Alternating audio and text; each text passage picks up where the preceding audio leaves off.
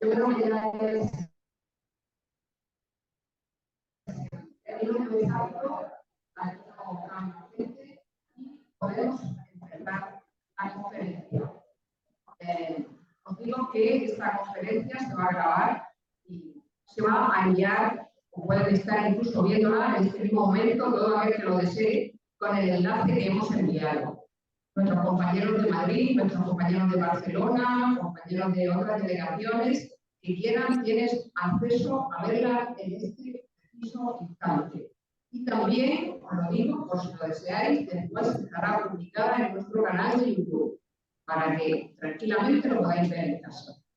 Pues saludo a los aquí presentes y saludo también a aquellos que están viéndonos por casa y escuchándonos, tanto de esta delegación como de otras delegaciones. Bueno, pues el Castillo de Mula tiene mucho tirón y sobre todo yo creo que es imponente por la emoción que le pone a las cosas. La verdad es que siempre que hemos pedido algo a José Antonio Zapata Barra, ha estado dispuesto a ayudarnos y a colaborar. Yo creo que es una persona que, la verdad, yo a veces me pregunto de dónde saca el tiempo con tantas cosas que hace. Sí que da gusto que siempre encuentra a alguien disponible a hablarte de Mula, de su castillo y, bueno, pues él es el arqueólogo municipal y el director del Museo de la Ciudad de Mula. Muchos de vosotros ya lo conocéis por otras ponencias, porque algunas veces pues, hemos estado en Mula.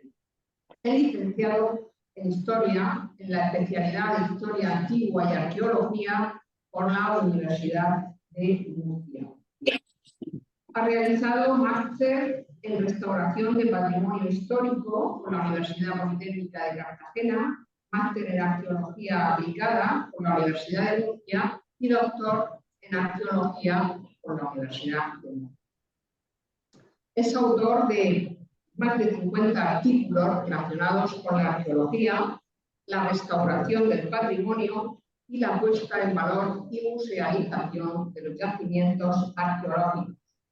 Sus investigaciones se han centrado en el mundo, en la cultura romana, la antigüedad tardía y la Edad Media, en el sureste peninsular.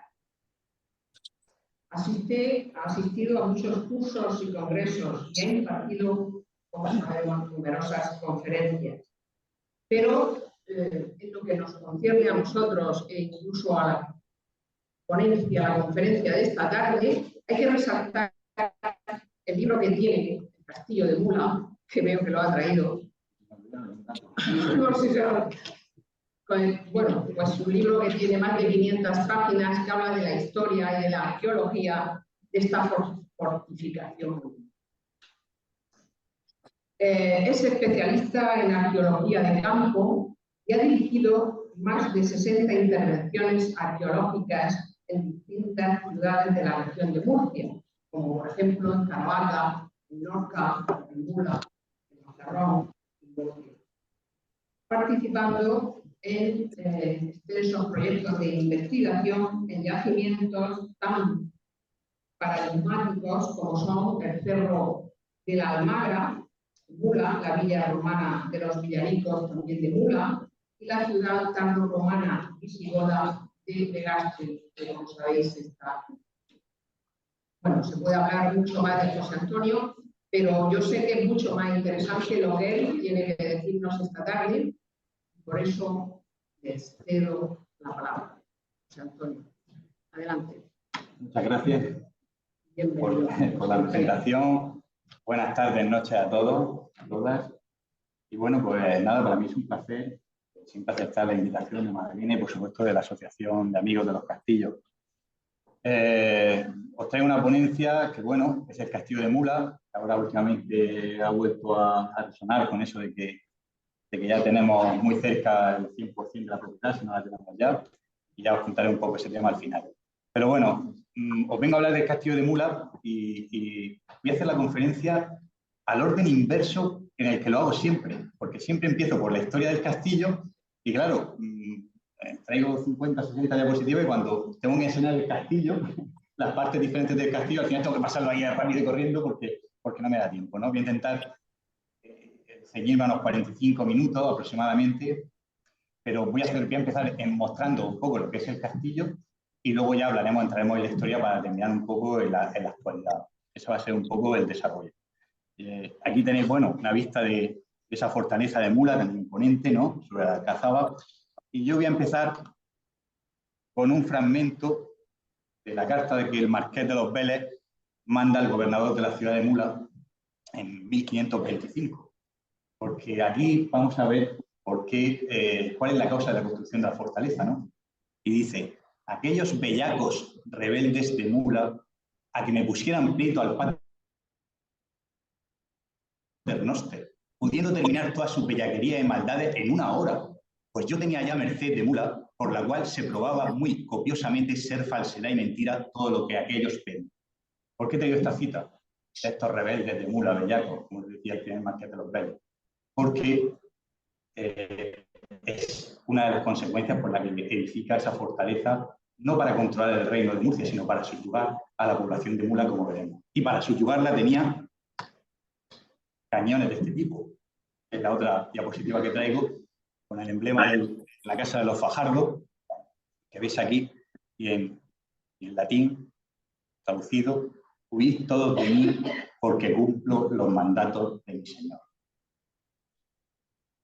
Fijaros lo que este primer marqués de los Vélez ponía en sus cañones para aterrorizar al pueblo de Mula. Y bueno, pues simplemente, evidentemente todos sabemos dónde está Mula, pero bueno, lo pongo también para que todos los que están viendo a través de las redes sepan un poco: en el sureste, en la región de Murcia, en el centro de la región, pues no en ese punto estratégico, el cruce de caminos, pues nos encontramos, pues bueno, a Mula en esa localización geográfica, ¿no? En ese valle del río Mula, ¿no? Que es una fuente del río Segura. Y este es el castillo, ¿no? Dominando en el cabezo, en ese cabezo rocoso, a la ciudad de Mula, ¿no? A ese conjunto histórico tan espectacular, ¿no? Con esa parte alta, ¿no? Con ese conjunto histórico palaciego, con grandes iglesias, con monasterios, el convento de San Francisco, el Real Monasterio de la Encarnación, bueno, un lugar impresionante desde el punto de vista histórico y donde se van a sentar las grandes familias de la nobleza murciana. ¿Por qué? Porque el marqués, como ya veremos más adelante, decide traer la capital de sus estados a Mula, a su palacio de Mula. Y claro, las grandes familias tienen que estar al lado del jefe del adelantado mayor y capitán mayor del reino de Murcia, ¿no? Y bueno, por eso Mula va a ser tan importante a lo largo de la Edad Media y sobre todo en la época moderna, ¿no? Y bueno, esto para que veáis una vista de la preciosidad de lo que es Mula y de su castillo imponente, que vamos a ver ahora en unos minutos. Bueno, como he dicho, os traigo primero, vamos a meternos dentro del castillo de Mula, para que veamos de lo que estamos hablando, de la fortaleza en sí misma, y luego ya entraremos un poco en la historia de por qué se construye y por qué llama bellaco a los vecinos de la villa. Bueno, una imagen de Levante, ¿no? Del castillo de los Fajardos, que se levanta sobre una alcazaba árabe, ¿vale? Una alcazaba andalusí, y luego todavía que se conservan pues restos de sus murallas de la alcazaba, del recinto inferior. El recinto superior se pierde con la construcción de estas moles de sillería, de cantería, hechos por canteros vizcaínos, que ya veremos ahora más adelante, pero que se conservan todavía por lienzos completos, con torres, ¿no? De lo que es el albacar, el segundo recinto, y luego hay un tercer recinto amurallado de la ciudad, ¿no? Y sobre esa fortaleza levantará el primer marqués de los Vélez en torno a 1520 el castillo. Pero bueno, el castillo de Mula, arquitectónicamente, se divide en tres partes, ¿vale?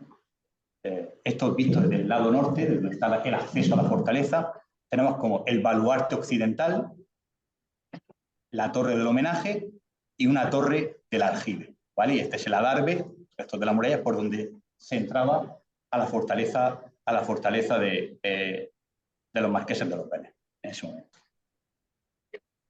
En la imagen, para que veáis, esto es lo que popularmente se conoce como la Plaza Baja, ¿vale? El primer recinto con restos de la fortaleza y la puerta norte por donde se entra y se puede apreciar perfectamente toda la construcción y la adaptación topográfica al terreno, ¿no?, de estos magníficos canteros de Vizcaya que el Marqués de los Vélez trae a Mula, trae primero a Vélez Blanco y luego a Mula para levantar su fortaleza. Cuando entramos en la fortaleza nos encontramos, en primer lugar, la torre del homenaje con el escudo de la casa de los Fajardo, en este caso Fajardo Chacón, Pedro Fajardo Chacón, que era hijo de Juan Chacón y Luisa Fajardo, ¿no? Justo en la entrada, en el centro de la torre del homenaje, pues entra. Pero no solo hay esos elementos en la parte norte, sino también tenemos en la parte sur, que es la más conocida por todos, una serie, bueno, pues todo lo que es el baluarte occidental, la torre del homenaje y la torre del aljibe, y también con los emblemas, con los escudos de la casa y de sus dos esposas. Esto es otra vista de las partes, baluarte occidental,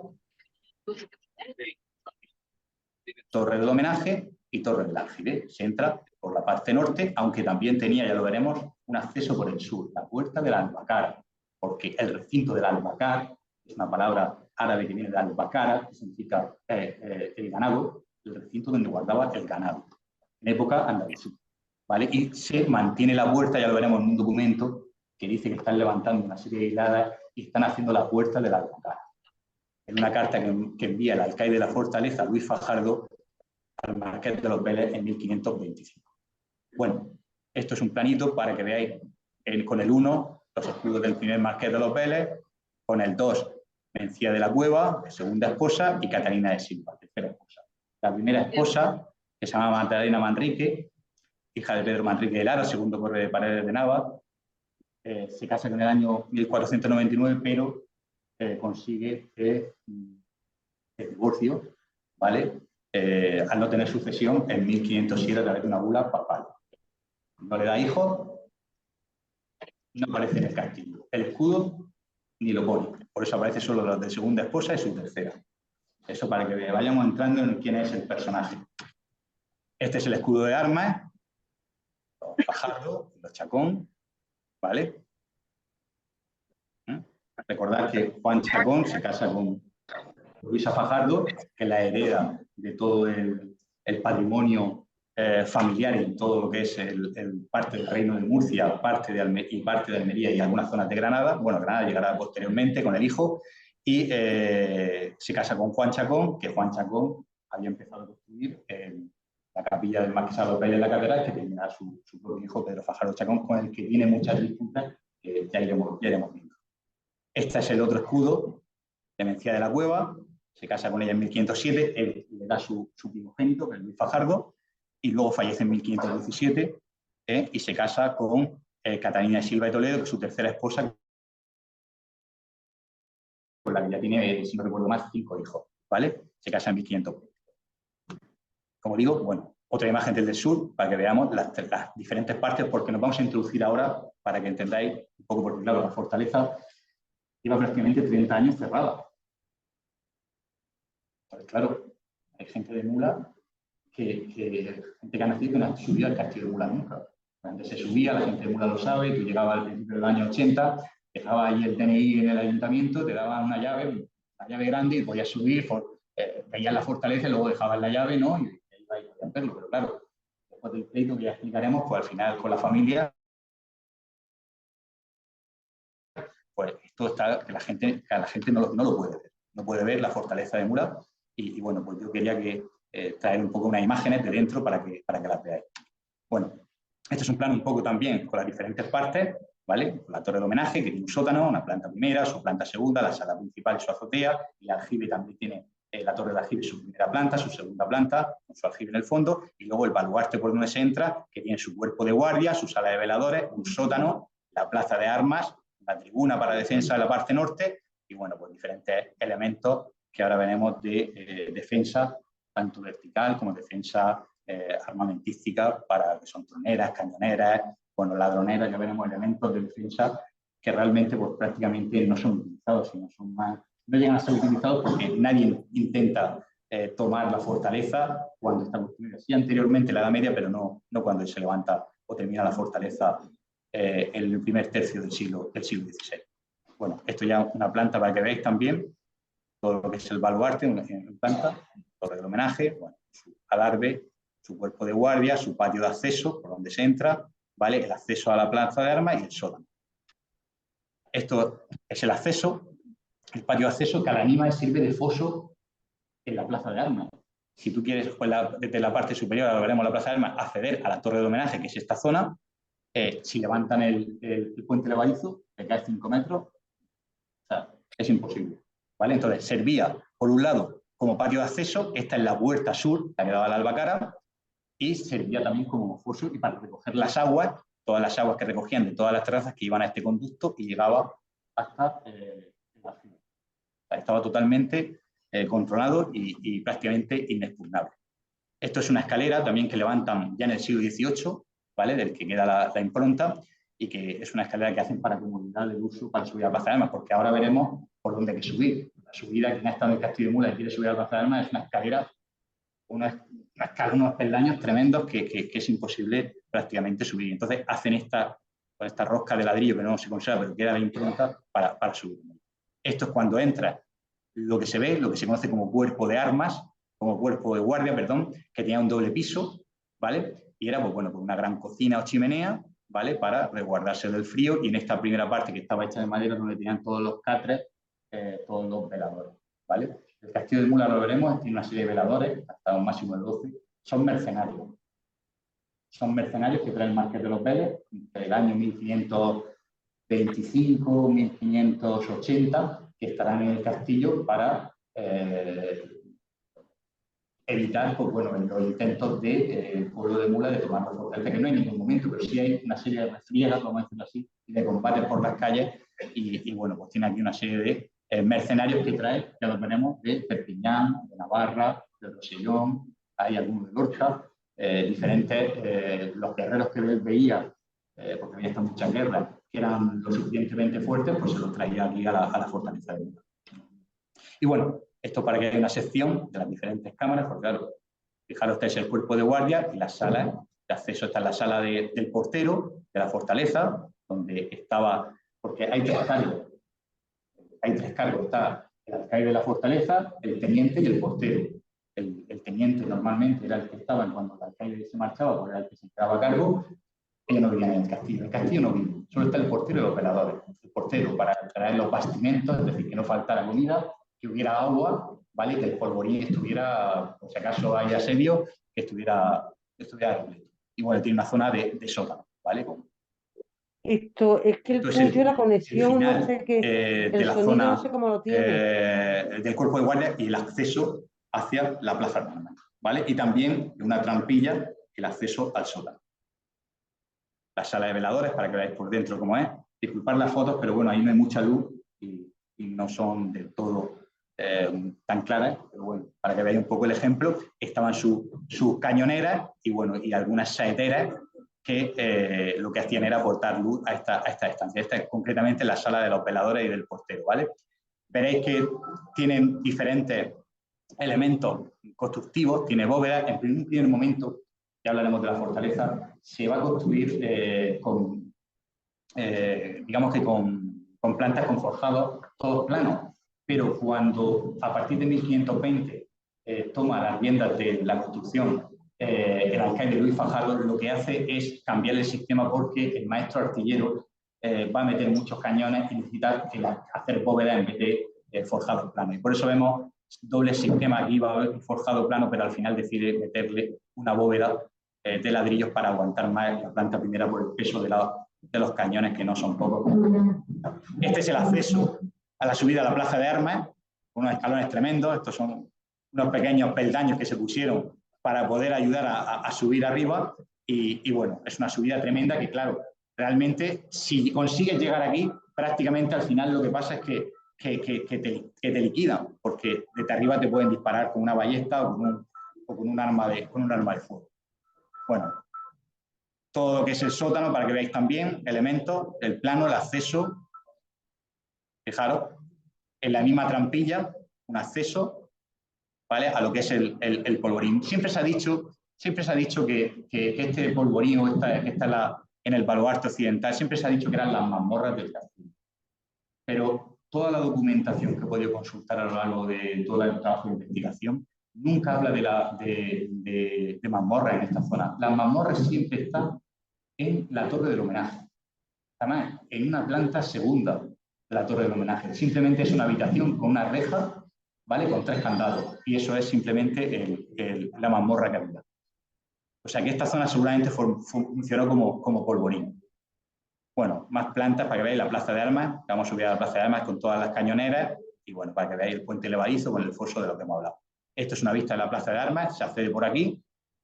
Para que lo veáis, esta es la tribuna para la defensa del flanco norte. Y esta es la parte que han perdido todos sus matacanes, con la parte que da al pueblo, ¿no? Con todo almenado en esta zona. Toda esta zona está totalmente almenada, o sea, almenada no, perdón, con matacanes, ¿vale? Que es la zona más, digamos, que espectacular, en la que da al pueblo en esa escenografía que hace esta construcción, porque la construcción es muy sobria, tiene muy pocos detalles, digamos que escultóricos, que se basan en algunos quicios y en algunos elementos decorativos en las puertas, en las zonas de acceso, pero poco más. Es una zona, es sobria, no tiene nada que ver con Vélez Blanco, con el Castillo Palacio. Esto es un elemento, una fortaleza defensiva. Bueno, otra vista desde el otro lado de la Plaza de Armas, fijaros, con la Torre del Homenaje, con el acceso a la torre, aquí está el puente levadizo y aquí te cae al foso de la entrada, ¿vale? Esto para que veáis cómo se encuentra en la actualidad. Bueno, en la actualidad ahora no tenemos todas estas matas, ya lo hemos limpiado y todo esto se hizo una pequeña actuación de emergencia y todo esto está sujeto. Y bueno, para que veáis la tribuna, que está justo en esta parte, y bueno, el foso son diferentes plantas. Esta es la subida a la tribuna con este arco escarzano espectacular. La verdad es que aquí podía hacer una conferencia solo sobre los trabajos de cantería, son espectaculares, aparte de todas las marcas de cantero, cómo trabajan la piedra, los diferentes planos. La verdad es que se puede hacer solo un trabajo sobre la arquitectura, sobre los tipos de arcos, de bóvedas. Es un castillo, la verdad, espectacular, porque no es un castillo típico que tenemos en la región de Murcia, ¿no? En la región de Murcia al final tenemos castillos de frontera, castillos árabes que han llegado hasta nosotros, a excepción, por ejemplo,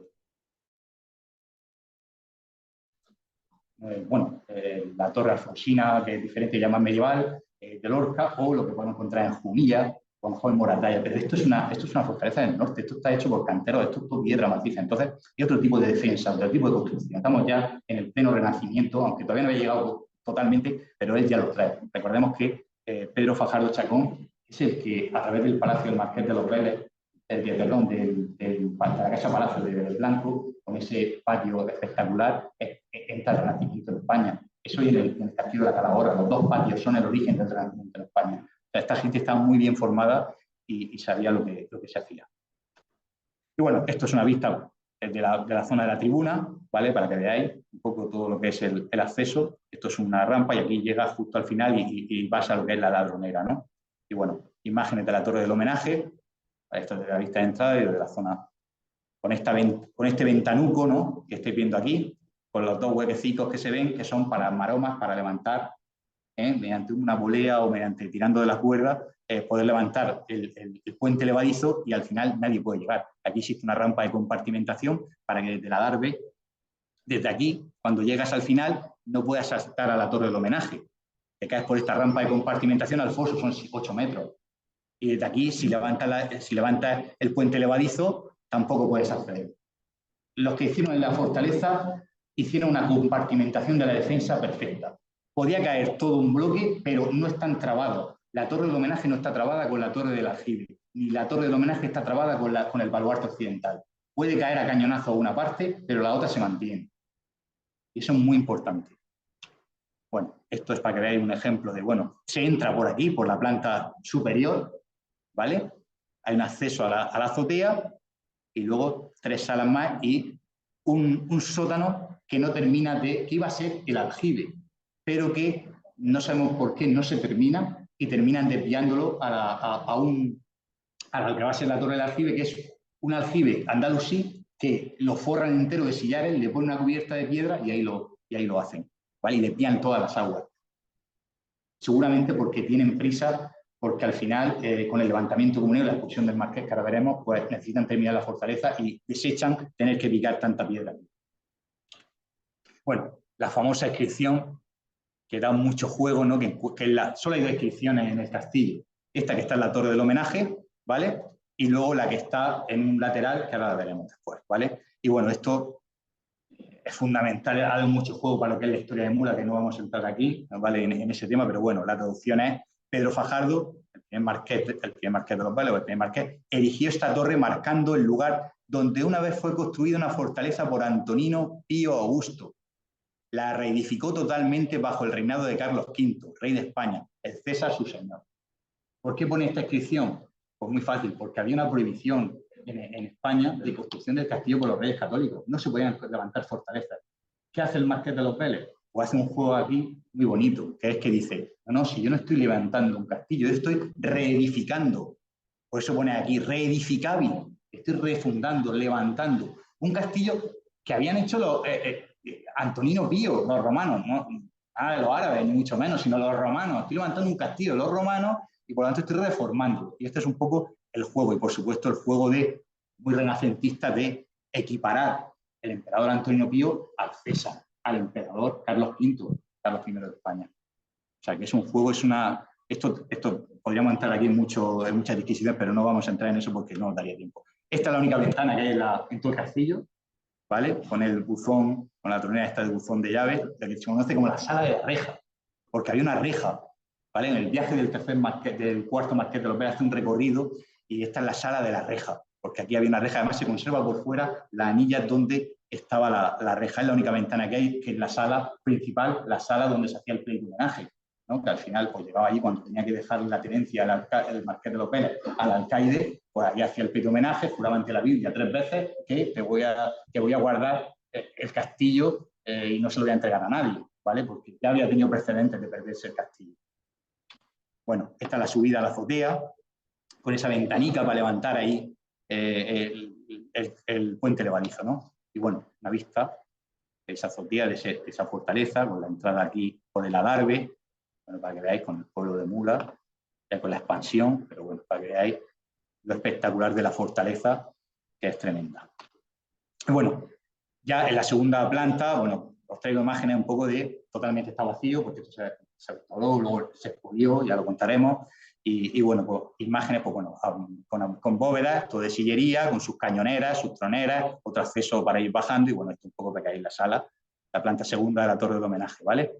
Aquí veis otra, con la escalera como baja, ¿vale? Está la planta primera, pues bueno, para que veáis en el estado que se encuentra, y estaba totalmente artillada, ¿vale?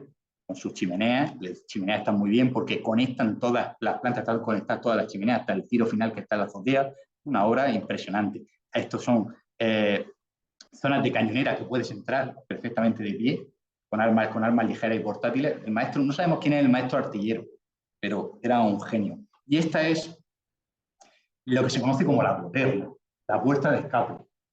En origen, lo que hacen es una puerta, esto ya en la planta baja, había una salida en caso de asedio, pues podían salir por aquí. Luego se transforma en el acceso a lo que es el aljibe, porque el aljibe en un primer momento no lo iban a utilizar, el aljibe estaba aquí debajo de esta planta, pero como no pueden, habilitan un aljibe árabe y lo levantan.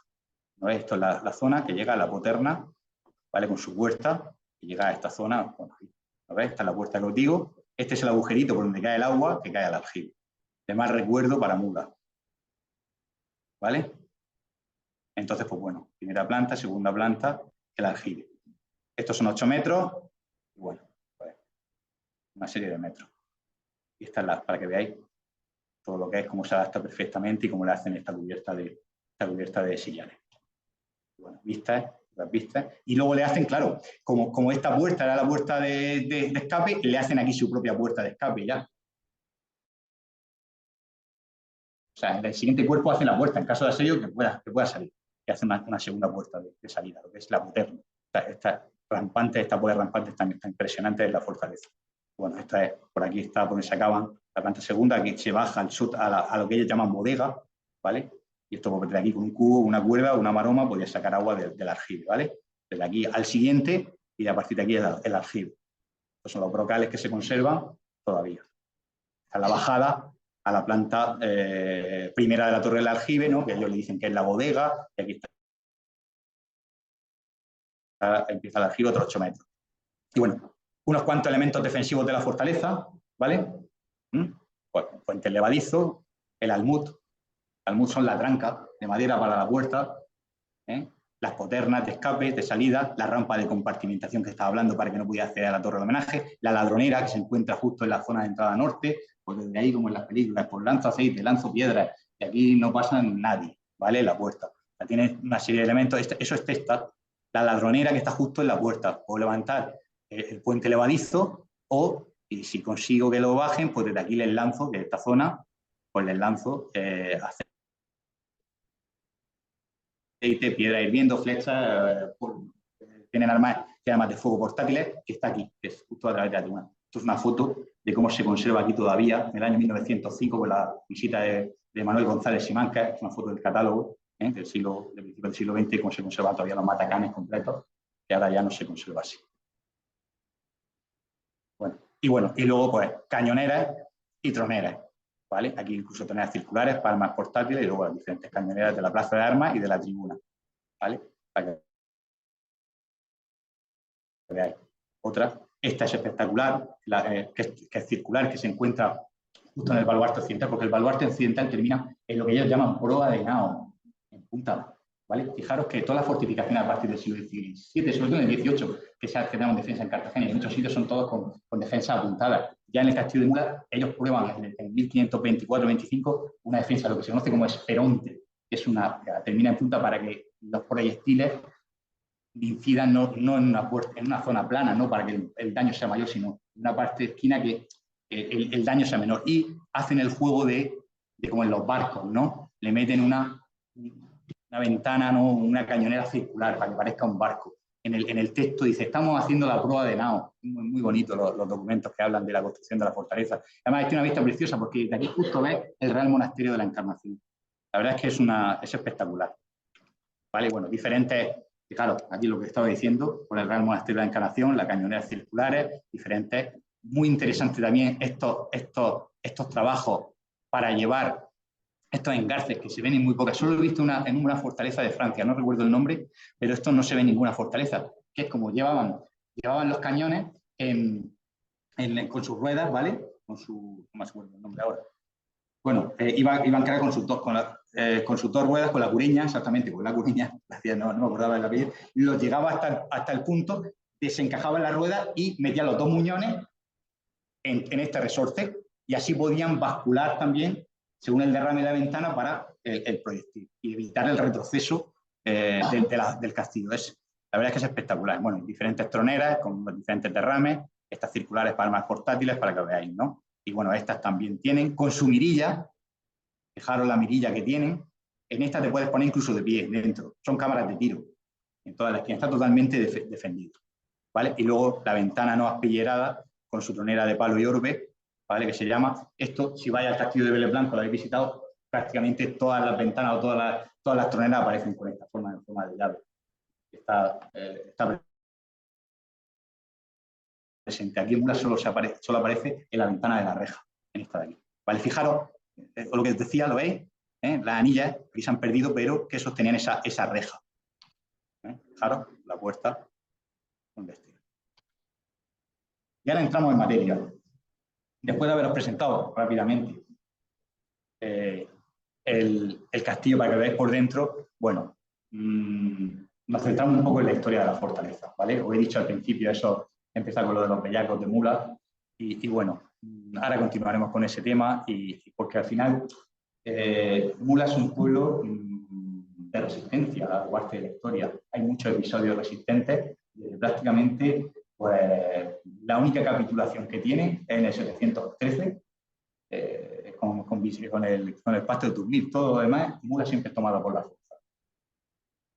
Infante Alfonso, Mula, Lorca, Cartagena, hay que tomarlo por la fuerza. 1244. No se adhieren al Tratado de Alcalá.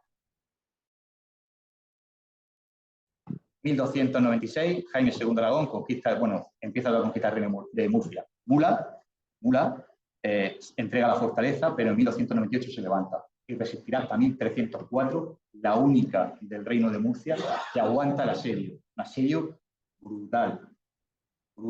Quedan Lorca, Alcalá, la Puebla de Mula y Mula. Lorca cae al final, cae Alcalá y Mula resiste el envite hasta el final.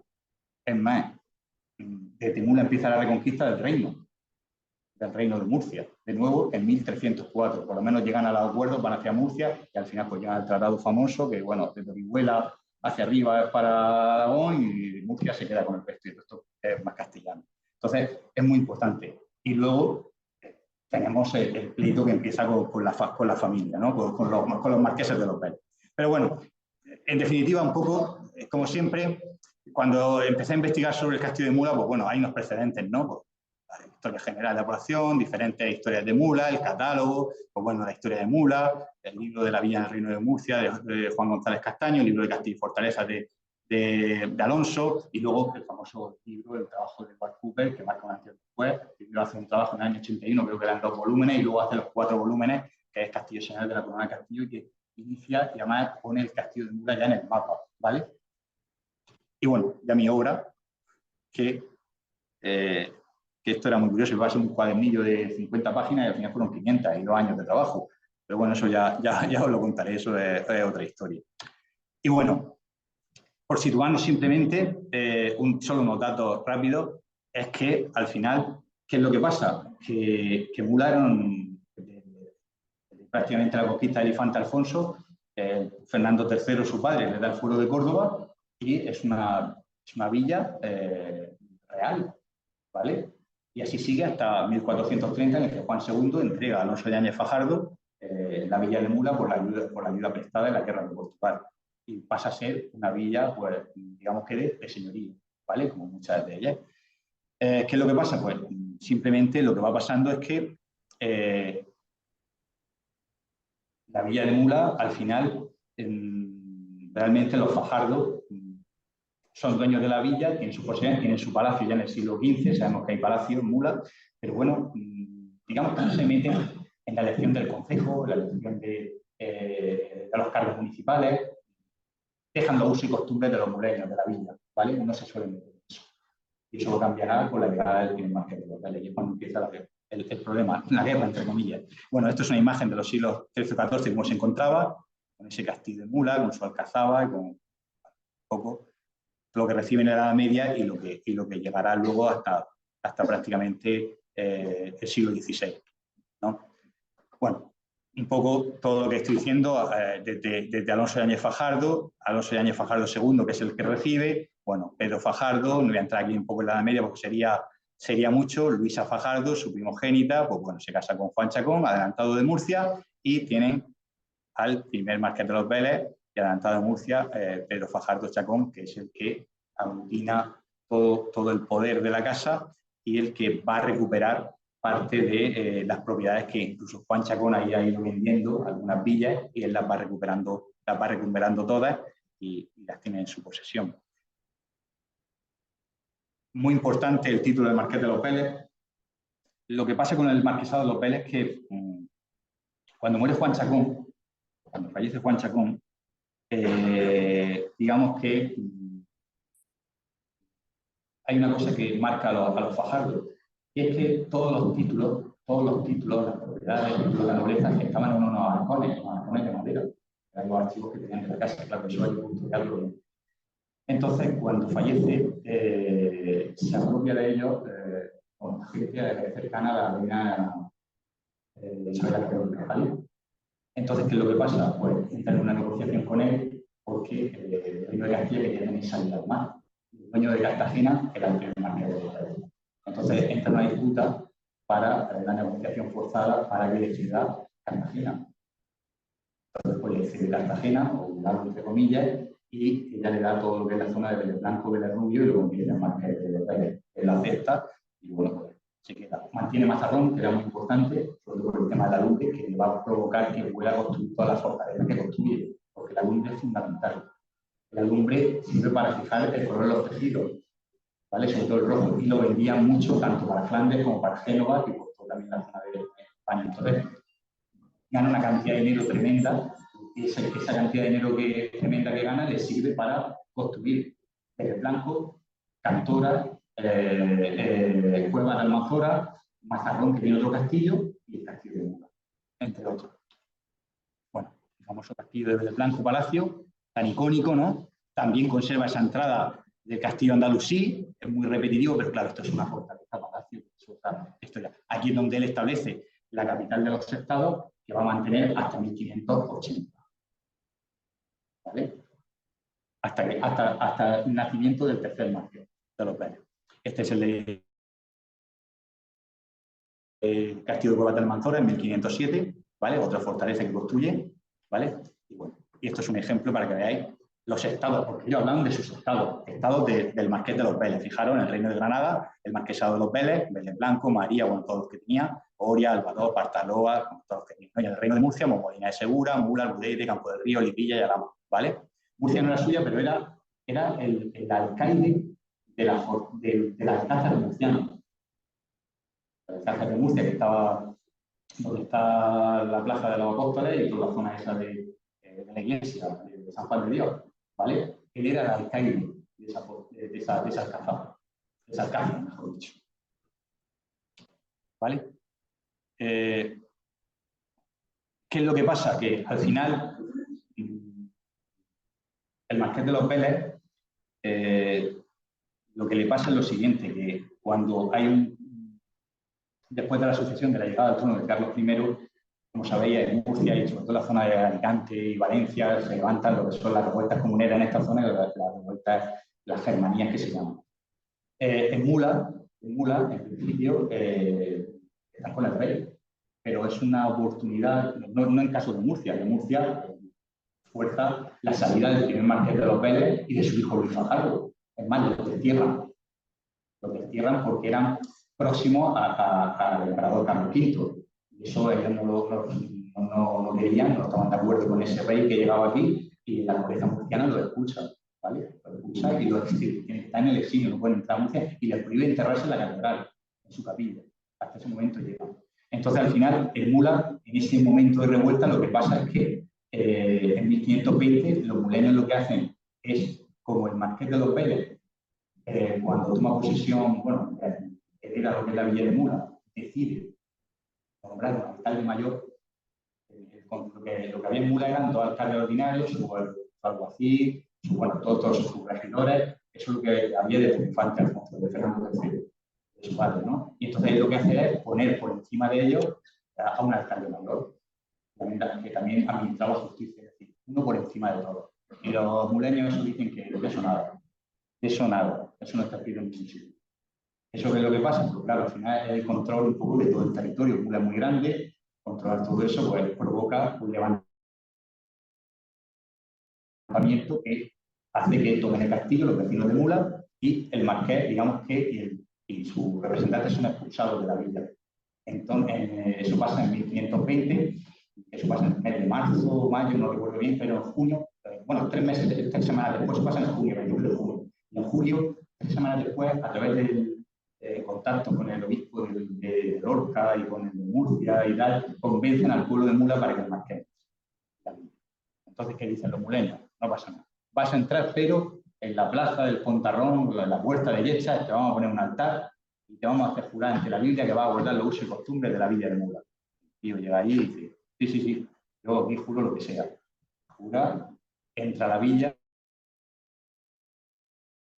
nombra a un nuevo alcaide que es Luis Fajardo, un personaje, un primo tercero suyo que llega aquí a la villa y que era el que había negociado aquí la salida del Marqués de los Vélez como alcaide de la fortaleza del Alcázar Mayor y llega allí y levanta la fortaleza de Mula con todos sus cañones apuntando a Mula y pegando cañonazos hasta el punto que Carlos V o Carlos I de España manda una carta al Marqués de los Vélez diciendo, primo, interpares, primos, deja de... Me dicen mis vecinos de la villa de Mula que donde había fortaleza de tierra están levantando una fortaleza de sillería. Y por otro lado, deja de encañonar la huerta de Mula. Estaba ya en una guerra tremenda contra el pueblo. En todos esos momentos pues, está la construcción de la fortaleza y aquí tenemos pues, bueno, una memoria de la obra, la fortaleza en 1520, la carta que le envía Luis Fajardo de la calle de la fortaleza. Esto está en el archivo local de Minas Sidonia, se conserva que está en San Lucas de Barrameda, ¿no? Y le manda la carta de la fortaleza diciéndole que, pues, cómo iba la construcción, ¿vale? 1524. 1524.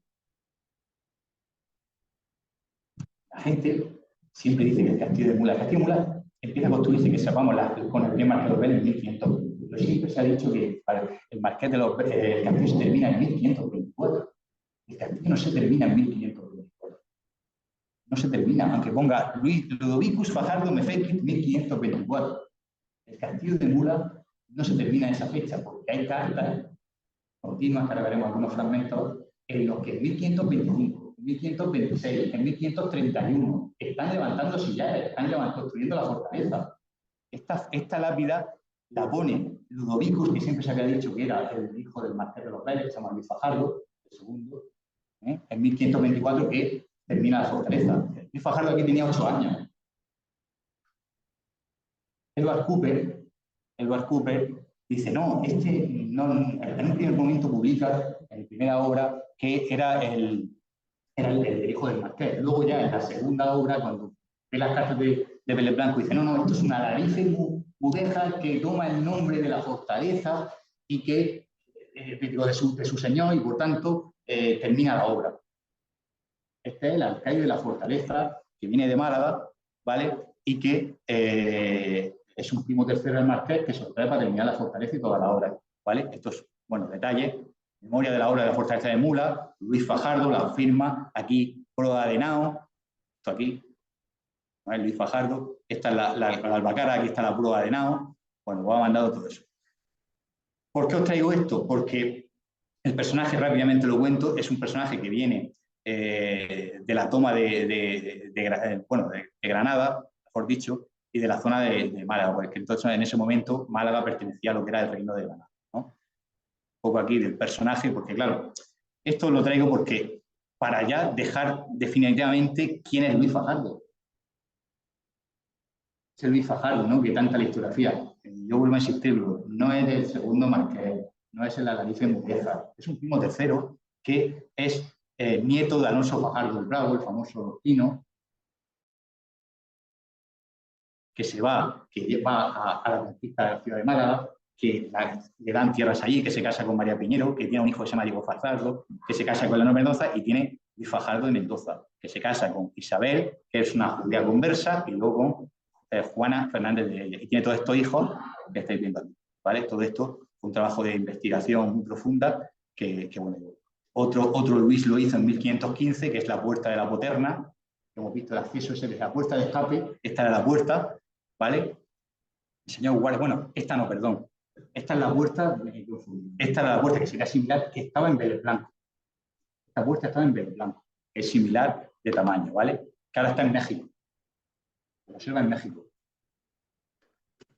Y bueno, todo lo que estaba hablando del levantamiento comunero, que me adelantó un poco, hacia 1520, ¿no? De ese levantamiento y todo lo que es la construcción del castillo de Mula. Hacia 1520, como estamos viendo, la fortaleza se levanta, reutiliza todo esto. En todos los documentos, vale, reutiliza, pero reutiliza y cuando no le interesa, elimina. Este es el adarve espectacular que se conserva, esto es un lienzo impresionante con una torre íntegra totalmente andalusí que se conserva y se puede ir por encima de ella, y que cuando va a llegar justo a la fortaleza lo que hace es demoler una torre para que no pudieran acceder hacia el castillo, ¿no? Tenéis una fortaleza en dicha villa y por algunas partes de tapia y por otras de cantería, ¿vale? Escribiendo en el 1524, de tapia y de cantería. Aquí había una torre, aquí había un aljibe andalusí, aquí cortan la torre y forran todo lo que es la fortaleza. En septiembre de 1525 se habían colocado 1.400 sillares. O sea que en la fortaleza, 1.400 sillares, 1525. No se terminó en 1524. A ver, la puerta de la Albacara, un documento muy interesante de cómo le manda dibujicos, en el margen le va mandando dibujos para que lo veáis. ¿Vale? La proa de Henao, como hemos visto, también el esperonte que está construyéndose en ese momento, en ese dibujo, ¿vale? Que está aquí, ¿lo veis? Proa de Henao. Proa. Aquí. Esto es la puerta de la Albacara y esta es la proa de Henao. Esta de aquí. un barco.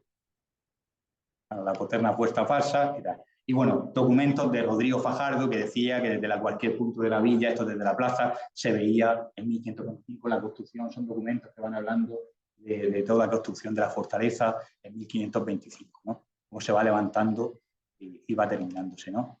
¿Vale? Con la construcción, esto es un plano muy interesante, lo he traído aquí sobre todo porque veáis que en torno a 1534, 1539, ¿vale? Esto es muy bonito, es un plano, un croquis de la villa de Mula con la huerta, el castillo, no el castillo que se está construyendo ahora, sino el castillo que estaba anteriormente con 2 torres, ¿vale? Con esas fortalezas, las puertas de Mula, puerta de la fortaleza y todo el territorio. Lo veis que veis por aquí, Pliego, Ardea, Campo, Aldea, La Puebla, Aldea, dentro del término. Y fuera del término esta raya y luego las villas. A la villa de Murcia, 10 leguas. A la villa de Caravaca, 7 leguas. Entonces, pues es muy interesante. Pero me gusta este documento porque dice, esta villa de Mula está en medio del reino de Murcia, por la cual en tiempo que fue de moros, los moros le decían por nombre en arábigo Maula, que quiere decir en romance la señora del rey.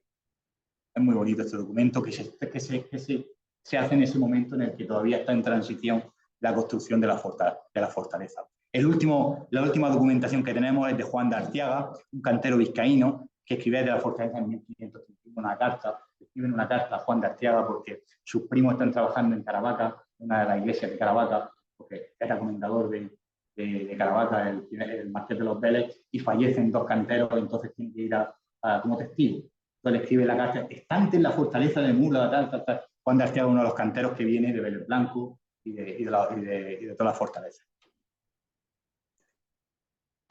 Cuando se construye, ¿a quién mete allí? Pues a una serie de mercenarios, lo que estamos hablando.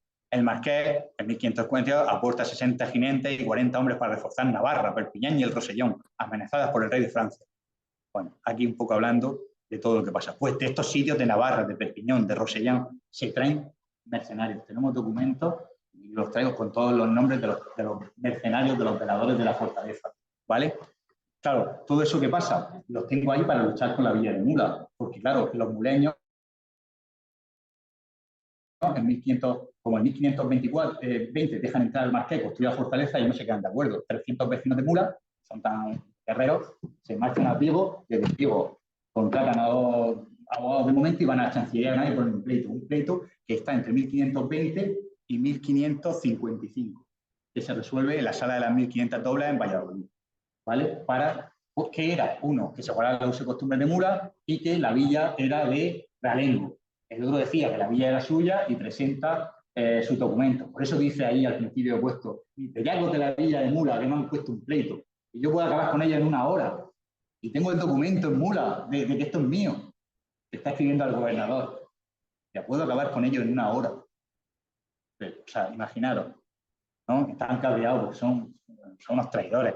Pero bueno, eso provoca una serie de fricciones, hay documentación y consta en las calles entre la iglesia de Mula, entre la iglesia de Santo Domingo y Carmen, y están pegándose tiros. Incluso desde la actual ermita de Carmen ponen cañones y le tiran cañonazos los vecinos hacia la fortaleza. O sea, es muy interesante. Desde aquí intentan, o sea, están intentando luchar con el marqués. O sea, es un momento de la segunda mitad del siglo XVI muy interesante, ¿no? ¿Qué es lo que pasa al final? Que bueno, eso un poco se va apagando. Hay un suceso muy importante, el marqués de los Vélez, Luis Fajardo tiene un hijo, Pedro Fajardo, que fallece el tercer marqués y deja en Vélez Blanco a su mujer Mencía de Requesén y a su hijo Luis Fajardo, ¿vale? Con 6 o 8 años de edad, 6 años. ¿Qué es lo que pasa? Que la suegra de la viuda, con el hermano del marqués, fallecido el tercer marqués, dice, le quitamos el mayorazgo, matamos al crío, nos quedamos con todo. Ella coge y dice, tú a Benavente, se lo manda a Benavente, entonces habla con el gobernador de los estados y se traslada, ¿qué es lo que traslada? Todos los arcones con todos los títulos de nobleza, todas las posesiones en 2 arcones y todas las armaduras de oro a la mazmorra del castillo, en la segunda planta de la torre del homenaje, bajo llave, bajo 3 llaves, 3 candados. Allí lo lleva. Y allí también, ¿por qué lo traslada? Porque no, recordaba, me van a quitar los títulos. Entonces lo traslada allí y ahí se tiene. Y ya traslada toda, poco a poco, con el gobernador, traslada toda la capital al Palacio de Mula, ¿vale? Que va a estar ya ahí, Vélez Blanco pues se queda más, no residual, pero ya no está allí, ahí se quedan los seudones, y aquí empieza el apogeo de Mula y del Marqués. Aunque aquí nace el quinto Marqués de los Vélez y es bautizado en la iglesia de Santo Domingo, pero ellos prácticamente no están. Siempre el rey los tiene, son virreyes de Nápoles, o están en temas diplomáticos, los tienen siempre fuera. No quieren tenerlos aquí a los Fajardos. ¿Vale? Bueno, esta es la planta segunda de la torre del homenaje, donde estaba la famosa mazmorra. La mazmorra simplemente era una habitación con un candado. Y además, en 3 o 4 documentos habla de eso. Porque no detenían aquí. Había una cárcel en Mula, en la plaza. En la plaza, al lado de la iglesia de San Miguel, había una cárcel. Y hay muchas veces documentos que cogen a una persona o lo trasladan a la cárcel de Murcia o lo trasladan a la cárcel de Mula. Pero aquí, como mucho, pasaba una noche. No utilizaban como mazmorras. ¿Vale? Bueno, esta es la única ventana, aquí es donde estaba. Muy interesante porque en el viaje del cuarto marqués que visita en 1619 la fortaleza, hace un recorrido, y cuando llega aquí dice, él decía, estamos en la mazmorra, ahí faltan los grilletes, falta un candado de los grilletes. Entonces decía el secretario, que se ponga, entonces lo repetía, que se ponga, el texto es muy bonito. Y cuando llega aquí dice, en la entrada de la puerta a mi archivo, que se ponga el escudo de mi arma del cuarto marqués. Pasa que todo eso no se ha conservado, pero evidentemente de vuelta. No sabemos si estaba pintado o era de piedra grabado, ¿vale? En el siglo XVII hay un cambio de uso totalmente de la fortaleza, ¿vale? Prácticamente no hay nadie allí, los mercenarios se van, se abandona, hay sucesos muy interesantes. Bueno, esto para que veáis un poco la iglesia donde fue bautizado Pedro Fajardo Pimentel, quinto marqués de los Vélez, ¿vale? Pero el siglo XVII prácticamente cambia de uso. Bueno, castillo, con este plano tan bonito de palacio, ¿lo veis? En 1735, con la iglesia de Santo Domingo, el Real Monasterio de la Encarnación, el castillo, y bueno, palacio como estaba, con la contaduría, porque estaban todas las cuentas ahí, lo tenían todo controlado, todo su estado, ¿vale? Y aquí pues el palacio donde estaban ellos, gobernando. Fijaros, la contaduría, el palacio, todavía se conserva la portada y varios salones de Mula, que esto la verdad es que también el palacio, es un palacio que está escondido, pero está ahí escondido entre las casas. Tú vas allí y no lo ves, pero está. Ya os lo digo yo que está. Y bueno, esta es la famosa visita del cuarto marqués que recorre y por eso sabemos todo cómo se llamaba toda la fortaleza. Cocina, aposento del portero, plaza de armas, sala principal de la reja, mazmorra archivo, sala de armas, sótano, bodega, sótano hondo, aposento del portero, torre de la jamba. Te va describiendo toda la fortaleza, todos los cañones que hay. Es enriquecedor todo lo que son las visitas que se hacen y todos los recuentos que hay en la fortaleza. Este es el escudo del cuarto marqués. Concretamente es el de San Ginés de la Jara, los que eran patronos. Este es el que se ve en la fachada de la iglesia de San Ginés de la Jara. Que tuve la oportunidad de excavar allí y se ve el escudo del cuarto marqués de los Vélez. Que bueno, esto no iría a entrar en este tema porque eso ya es otra historia muy delicada. Y bueno, información que fuimos sacando, como he dicho, alcaide, tenientes, porteros, lo que cobraban cada uno en esos documentos, 50.000 maravedíes, en Mula, en Alhama, 4 días de agua, le pagaban. En Mazarrón había un teniente, 68 de María, en Vélez Blanco, 52.000, en Cuevas, pues aquí un poco todo, el teniente, el portero, un poco lo que iban cobrando cada uno y cómo lo tenían todas las cuentas en ese palacio, ¿no? Bueno, grabados del sexto marqués de los Vélez, un poco, para que vean un poco los personajes, ¿no? Y bueno, un dato muy curioso del siglo XVII es que se construye, un carpintero muleño anteriormente construye porque cae unos rayos, una tormenta y rompe la puerta María y sale a la construcción y construye la fortaleza. También es muy interesante, hay una campana aquí en la torre del castillo que le cae una centella, y cae la campana y cae a la torre del homenaje. Creo que tengo fotos aquí muy interesantes de eso. Ahora lo veremos. El siglo XVIII, pues bueno, es el momento ya de abandono de la fortaleza. Hay un declive totalmente, sobre todo a partir de la guerra de sucesión, ¿vale?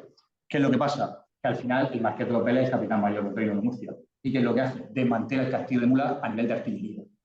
Hay muchas guerras en el frente, en Lorca, en el huerto de la famosa batalla del huerto de las bombas, luego Almansa, o sea, necesitamos los cañones y lo desmantelan todos los cañones y los llevan. Luego les cuesta porque, ¿qué es lo que pasa? Que al final, después de la victoria famosa de la llegada de los Borbones con Felipe V, al final él intenta recuperar los cañones y nadie se los quiere devolver. O es con una orden de rey, no devuelve los cañones. Al final recupera 4 o 5, algunos los suben allí al castillo y los demás van a palacio, a un cuarto bajo del palacio. bueno, aquí lo tenéis al personaje, ¿no? Y bueno, muy importante, el duque de Berwick, ¿vale? Ducado de Alba, la familia emparenta, no voy a entrar en esa línea porque sería ya también entrar en esa parte, es muy complicada y hablar de todos los cruces que tienen, cómo van a Villafranca, después viene a Sidonia, pero llega un momento en que están cruzados con los duques de Alba, ¿vale? Pero al final terminan separándose.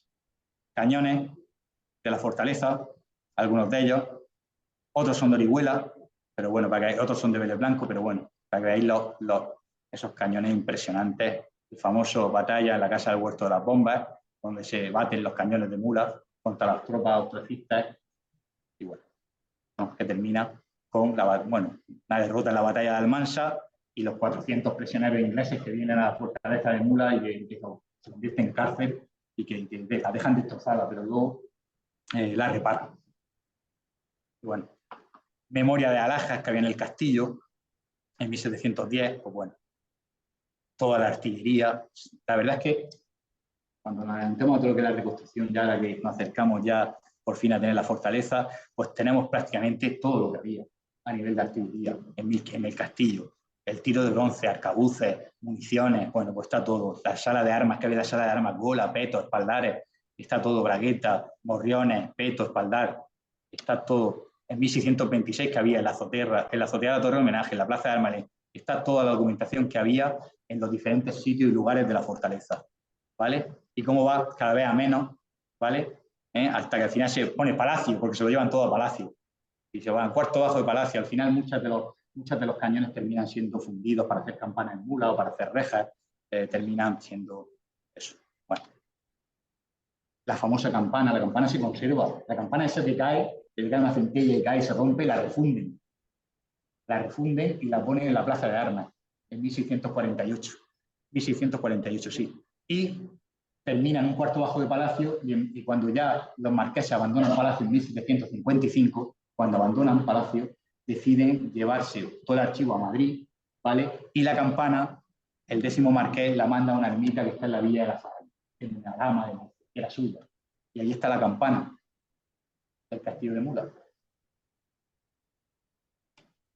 Bueno, diferentes croquis, bueno, todos los alcaides de la fortaleza. El siglo XIX, al final, es el siglo del abandono definitivo, ¿vale? Con la guerra de independencia se hacen planos por si acaso es necesario, pues bueno, diferentes planos, hay mucha documentación al respecto de cómo se encontraba, ya estaba prácticamente muy abandonada, muy saqueada, no quedaba prácticamente nada dentro, ¿no? Y bueno, planos del Ministerio de Defensa, ¿no? Levantados de la fortaleza, ¿vale? Pues todas las anotaciones, ¿vale? De esa guerra de independencia que lo vamos a controlar aquí, pero está muy poco tiempo, ¿no? Y más diferentes planos. Hay gran documentación de este periodo, ¿no? De ese momento. Muy interesante el brote de cólera en el Reino de Murcia, que era en Mula, y que al final todos los vecinos de la villa de Mula salen a vivir en la huerta, a las casas de los campos, pero eso sí, el recibo de contribución hay que pagarlo. ¿Dónde ponemos el impuesto? En el castillo. El ayuntamiento coge el concejo y dice, ¿allí es donde se paga? Y todos los vecinos muleños que haya cólera a pagar el recibo de la contribución al castillo de Mula. Todo eso está en la documentación. Hay cosas muy curiosas de eso. Bueno, al final termina con la abolición de los señoríos y la venta de Tristán Álvarez de Toledo y Gutiérrez de la Concha, que es el hermano, lo vende todo a Alfonso Chico de Guzmán. Vale, al final ya la línea de los marqueses termina y la compra una familia de Mula con un origen en Cejín y en Bulla, y son los chicos de Guzmán, ¿no? Y bueno, estos son ya pues, vistas del siglo XIX. ¿Qué es lo que pasa al final? Más vistas de ese momento.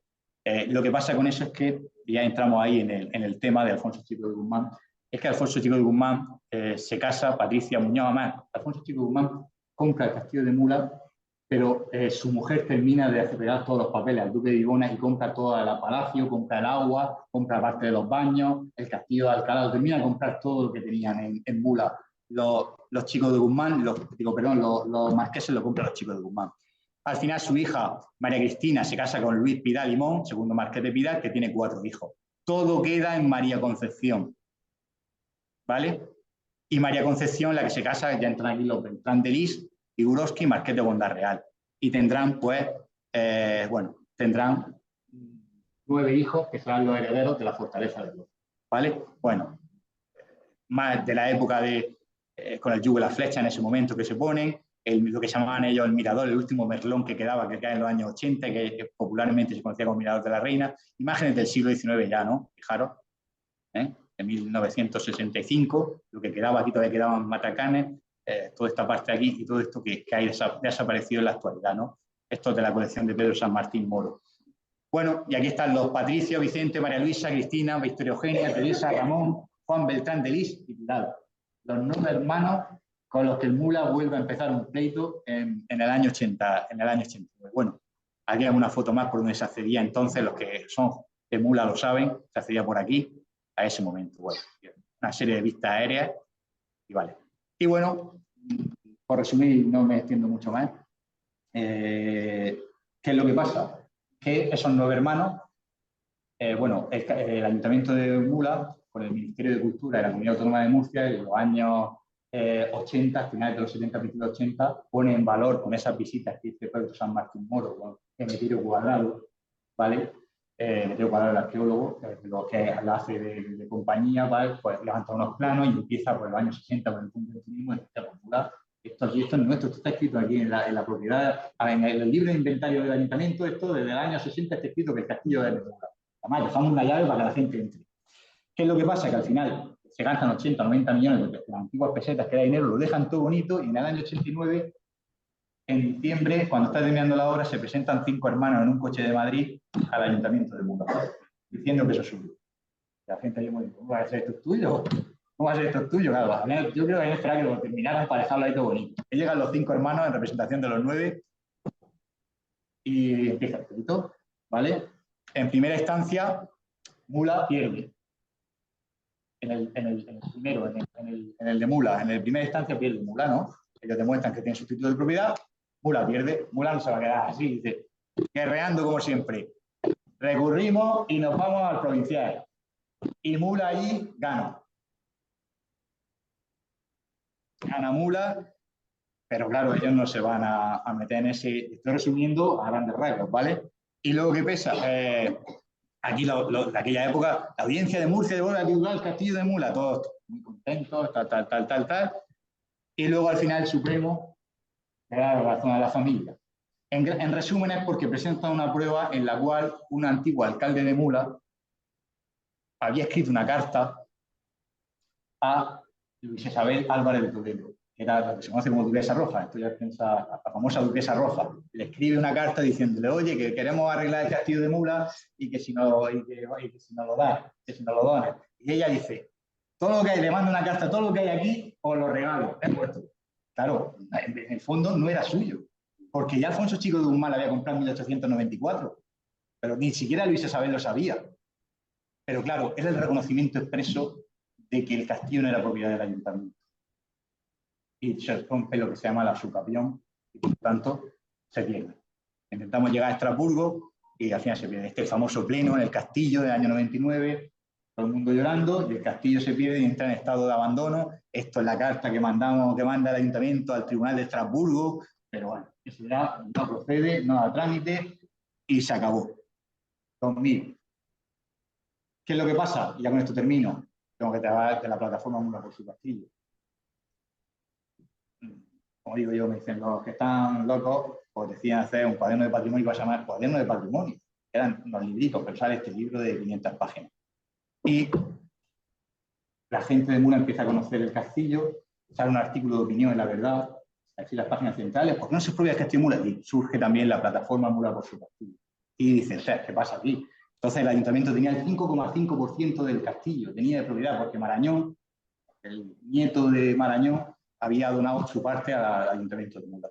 ¿Qué es lo que pasa? Que la plataforma de ciudadanas Mula por su castillo lo que hace es la ciudadanía al final es lo que lo mueve todo. Las administraciones pues están ahí a la espera, esto es muy difícil, qué abogados tienen, esto es imposible, pero la plataforma en resumen hace 2 preceptos. Primero, que el castillo de Mula pasa a titularidad pública como patrimonio histórico-artístico de todos los muleños, por ende murcianos. Y segundo, que se lleven a cabo todas las actuaciones de conservación y restauración necesarias para el monumento. Esos son los preceptos. Claro, pues la plataforma se levanta y dice, ¿qué empieza a hacer? Empieza a mandar cartas. Empieza a hacer una serie de actuaciones, de acciones, pero empieza a mandar cartas. Pues empieza a mandar cartas a la Dirección General, al ayuntamiento, claro, el ayuntamiento dice, ¿qué pasa aquí? ¿No? 3.000 personas aquí, de diferentes asociaciones, colectivos, que se han unido dentro de la plataforma. Aquí está representando Mula.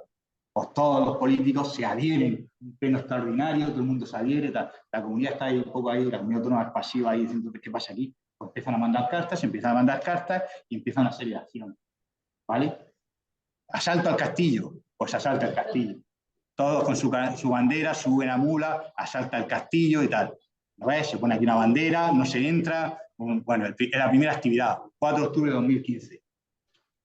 Abrazo al castillo, un año después, todo el mundo abraza el castillo, ¿vale? Todo el mundo ahí abrazando el castillo alrededor, dándose la mano. Claro, ¿qué es lo que pasa? Que la administración al final tiene que actuar. Cuando empieza a mandarle una carta con otra, con otra, con otra, al final la comunidad lo que hace es decir, bueno, voy a abrir un expediente sancionador a los propietarios, porque está muy bien tener el castillo, pero no quieren hacerse cargo del bien, ¿vale? Entonces multa a todos los propietarios, incluido el Ayuntamiento de Mula, que había sido el único que había hecho por arreglar el castillo, pero también lo multa. Y claro, ¿qué es lo que pasa? Que al final, todo esto resumiendo, bueno, está la foto famosa, ¿lo veis? Por aquí todas las hormiguitas de gente dando ese abrazo al castillo, porque esto es tremendo. Claro, esto, al final aquí vinieron los políticos, se suman todos, la comunidad autónoma, por supuesto el ayuntamiento, que estaban todos. Al final, claro, ¿qué es lo que pasa? Que se multa a la familia al final recibe unas multas, el ayuntamiento de Mula, sus técnicos municipales empiezan a ponerse en contacto con la familia y donde era que no dábamos nada, de repente empiezan a, pues mira, si me pagáis la multa os damos mi porcentaje. Y así llegamos en poco tiempo, en 2020, bueno, realmente en 2019, si no recuerdo mal, en 2018, teníamos el 66,66% de la fortaleza. La presión ciudadana funcionó, un colectivo que aparece de la nada, nadie puede controlar.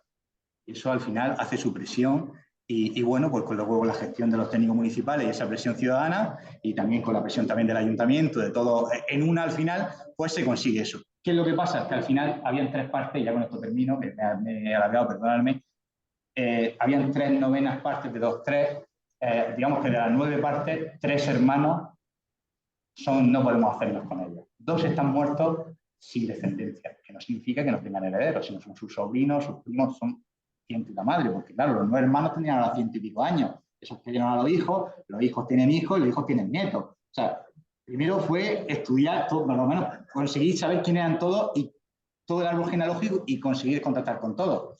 Y bueno, con los juristas del ayuntamiento y todo, fuimos llamándolo y al final fuimos consiguiendo todo. Pero claro, 2 hermanos sin descendencia que no sabían adjudicar la herencia y son familias, algunas de la prensa rosa, que no están bien avenidas, pues son pues, imposible que se pongan ellos de acuerdo e imposible que podamos acceder a ellos.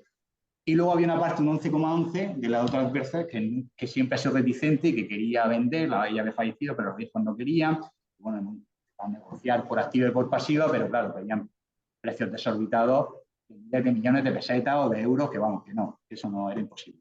Y al final, pues, el Ayuntamiento de Mula decide ir a la expropiación del 33,33%, que se inicia en 2021. Y después de un periplo de interés social, del nombramiento de, bueno, pues un periplo muy largo, todo lo que ha sido la expropiación del castillo, pues como hay unas cartas de apremio, ellos dicen que vale esto, nosotros decimos que vale lo otro, unas tasaciones, el tira de flojo, pues no llegamos a ningún acuerdo, pues termina una comisión de académicos, que lo que dice la ley de expropiación forzosa cuando son bienes de interés cultural. Entonces se nombran 3 académicos, uno nombra a la familia, otro nombra el Instituto de España y otro lo nombra el Ayuntamiento de Mula, que en este caso lo nombra la comunidad autónoma, que es la que tiene las competencias en materia de patrimonio, ¿vale? Y durante 5 o 6 meses, cuando visita la fortaleza, han estado haciendo todas las disquisiciones y al final han dado un justiprecio que nos dieron hace poco, que salió en la prensa, no sé si lo visteis, hace poco salió, un justiprecio que es el que el ayuntamiento sí que sí tiene que pagar. Está en proceso de hacerlo, el fin de semana salía en el boletín la publicación, el sábado, me han dicho, y pues, posiblemente el 7 de marzo, mediante, que es la fecha que se ha establecido, pues el ayuntamiento tendrá que abonar y hacer la actual ocupación de la fortaleza, porque lo bueno del justiprecio es que ya no dependemos de nadie, ya no se depende de un tercero, por fin el ayuntamiento de Mula no depende de nadie, depende de su bolsillo que no es poco, pero bueno, al final el esfuerzo ha sido tremendo y es un esfuerzo que os valora que por fin, y lo digo, se consiga por fin, después de largas luchas de 500 años, vamos a decir así, ¿no? Se consiga el 100% de la propiedad, que está a escasos 2 o 3 semanas. Eso no significa que hayamos terminado aquí. Hay que cumplir el segundo precepto de la plataforma, que es la restauración integral. Pero bueno, se resuelve una cosa que ha sido larga y preciosa. Y con eso quiero terminar.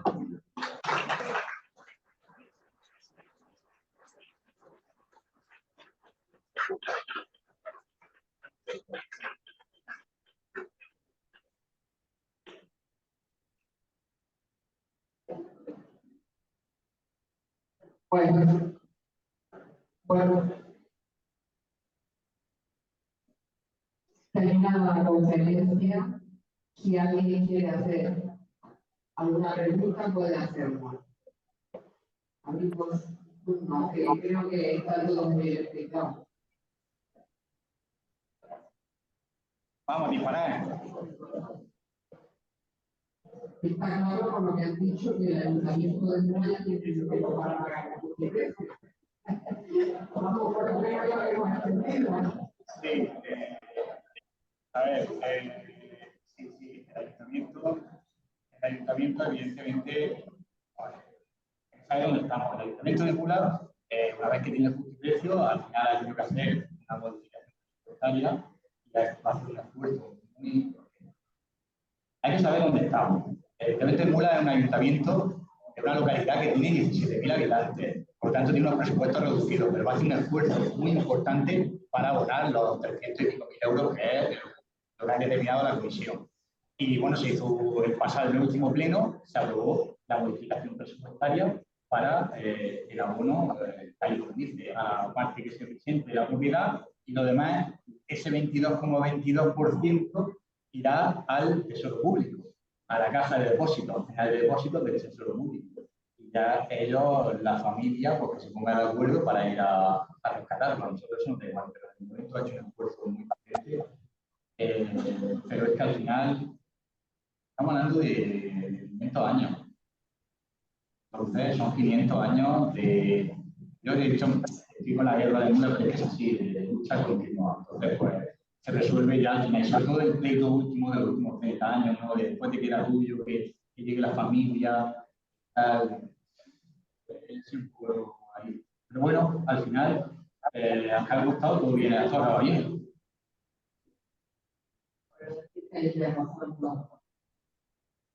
Bueno, desde la asociación nos dicen que enhorabuena por el esfuerzo. Pues ya lo único de la... A ver, chat, parece que dice alguien ahí, alguien preguntando. Hola, José Antonio. A ver. ¿Me oyes? Ah, bueno, enhorabuena. Enhorabuena, no se oye no sé por qué. A ver. ¿Se oye o no? Nosotros a vosotros sí.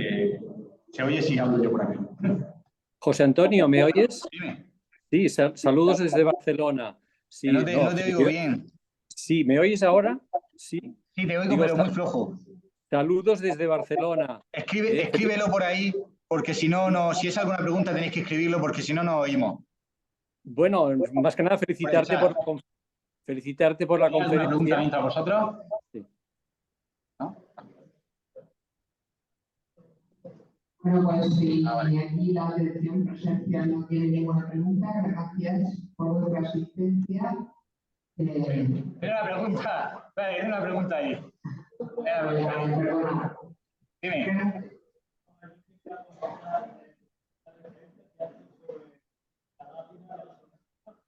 La lápida de Torre del Homenaje, sí.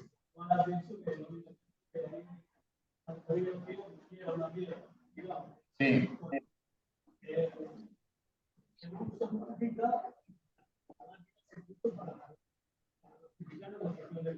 Sí.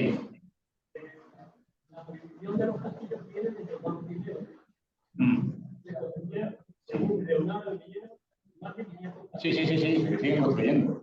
Sí.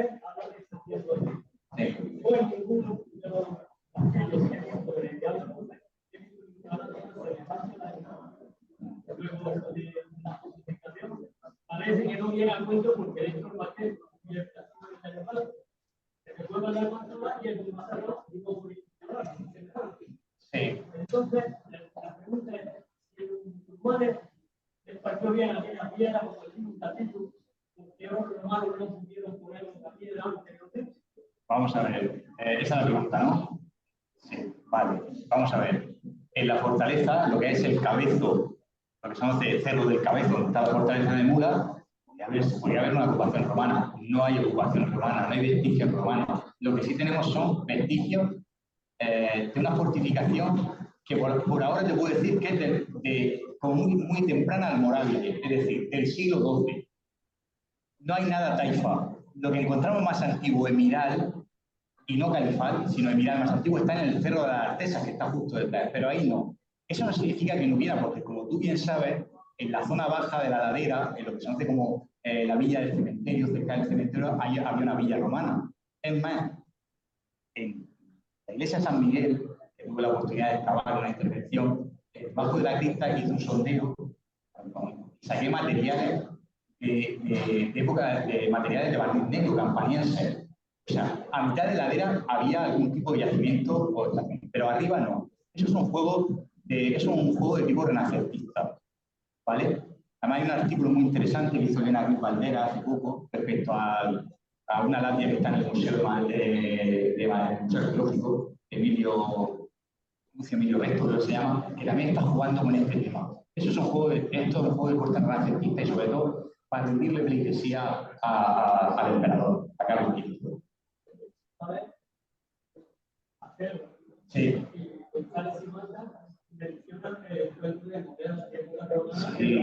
Sí, estoy diciendo que estoy diciendo que en la mitad de la ladera, donde está en la plaza del ayuntamiento, ahí encuentran materiales del siglo I a.C. O sea, materiales hay, pero que hubiera una fortificación, difícil lo veo.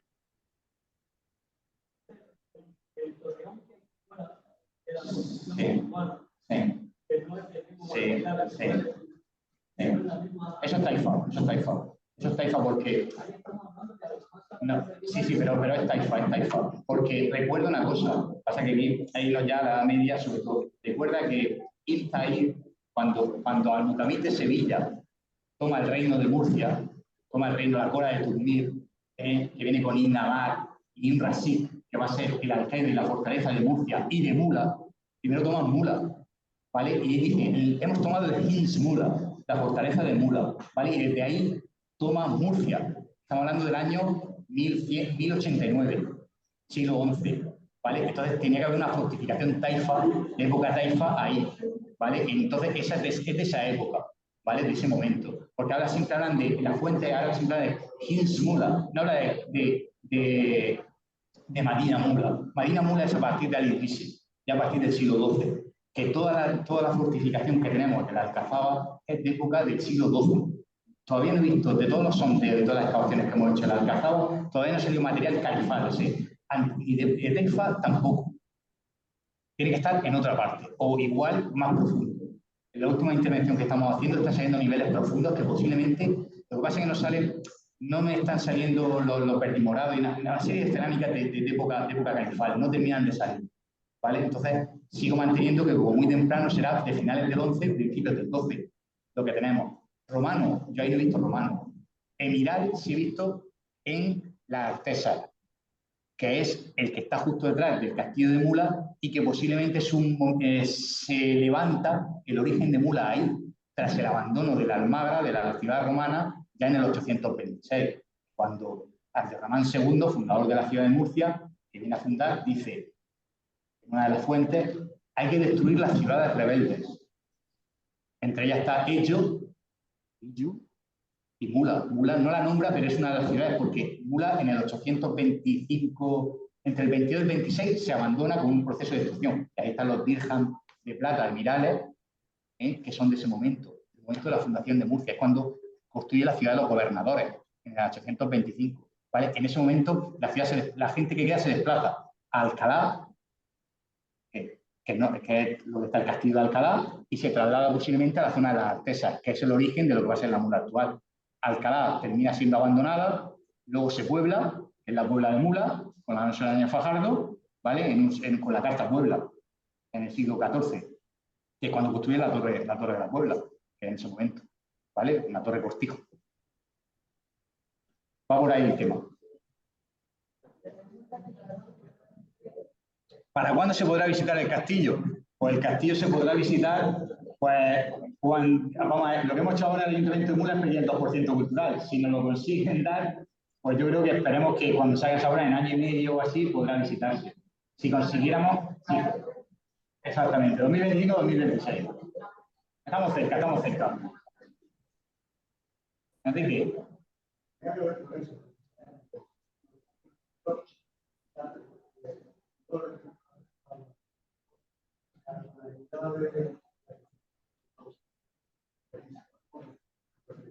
Sí.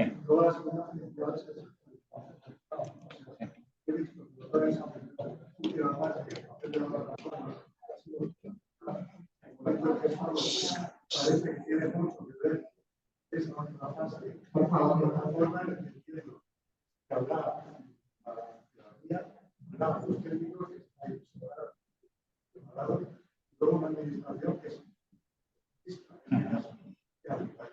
nada de llegados a este punto. ¿Cuál es la situación? Quiero decir, el papel en el futuro, en el momento, a partir del día de la posesión, sobre todo con respecto a la ciudadanía. Sí. Vale, la administración, ¿cuál es el futuro? El futuro es el Ayuntamiento de Mula, lo que ha hecho ha sido, digamos que, hace su deber. Es decir, hay una solicitud del 2% cultural al Ministerio de Fomento y al Ministerio de Cultura, y lo que ha hecho ha sido redactar la solicitud. Lo hemos enviado. Eso es con competencia competitiva con toda España. Si conseguimos que nos lo dé, lo tendremos. Entonces, en la siguiente fase empezar la legislación. ¿Cómo? A través de subvenciones. El Ayuntamiento de Mula ha dicho que tiene los recursos que tiene limitados. Lo conocen bien. Al final, tiene que ser a través de la administración. ¿Qué es lo que va a hacer la administración? Pues tiene que la administración, las tres administraciones de la mano. El Ministerio de Cultura y Fomento, Comunidad Autónoma y Ayuntamiento de Mula. La Comunidad Autónoma ha estado desde prácticamente el momento no ha apoyado al Ayuntamiento de Mula. El Ayuntamiento de Mula ha invertido, pero la Comunidad Autónoma también ha invertido. Y entiendo que va a seguir invirtiendo. Cuando en las ocasiones que el Ayuntamiento de Mula, como en el caso del Convento de San Francisco, consiguió el 1,5% cultural, en 2 fases, la Comunidad Autónoma participó.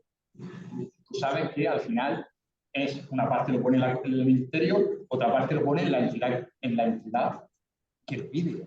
¿Vale? Que siempre es un 20 o un 30% del dinero. Evidentemente, sin la capacidad y la ayuda de la Comunidad Autónoma es imposible para Mula. Es imposible. Por lo tanto, lo que va a hacer el Ayuntamiento de Mula es, primero, que consigamos esa subvención y después pues, gestionar, evidentemente, con la ayuda de la Comunidad Autónoma para poder hacerlo. Y si no la tenemos, que yo creo que sí, la tendremos, tenemos que tenerla porque esto no solo es de los muleños, sino de todos los murcianos, porque al final estamos hablando que esto no solo es de Mula, esto se ha recuperado para toda la región de Murcia. Entonces, creo que al final participará en ello y nos ayudará, porque la obra es importante y significativa, es considerable. Entonces, necesitamos la ayuda. Y si no nos ayuda, pues al final Mula lo hará, porque Mula lo hace. Ha conseguido el castillo, no nos vamos a parar ahí. Entonces, ahora viene la gestión técnica, administrativa y política. Esa es la cuestión, pero que no se va a parar, es que no podemos parar. No sé si te respondí la pregunta. Bueno, pues yo creo que ya, después de estas preguntas que habéis hecho y la respuesta de José Antonio, podemos dar por terminada la sesión. Gracias, José Antonio. Ha sido magnífico.